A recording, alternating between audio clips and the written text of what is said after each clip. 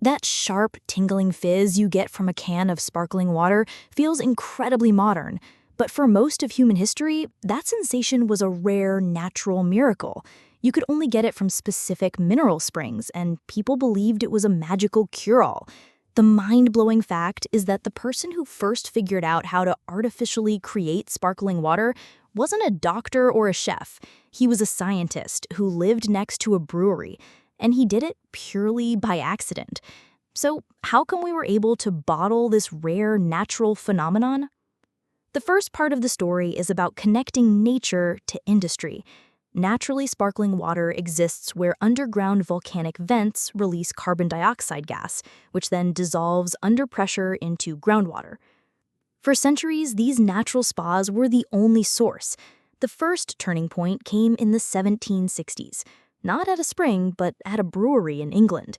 A brilliant chemist named Joseph Priestley happened to live next door, and he became fascinated by the heavy, invisible gas that floated over the huge vats of fermenting beer. He figured out that this gas, carbon dioxide, was the exact same fixed air that gave those famous spa waters their magical fizz. The second and most crucial turning point was Priestley's simple but revolutionary experiment. He wanted to investigate this brewery gas further. In 1767, he suspended a bowl of plain water directly over a bubbling beer vat. He left it there for several hours and discovered that the water had absorbed the carbon dioxide. He gave it a taste and was delighted to find that he had created a crisp, fizzy drink that was identical to the expensive, naturally sparkling water from Europe. He hadn't set out to invent a new beverage. He was simply driven by scientific curiosity.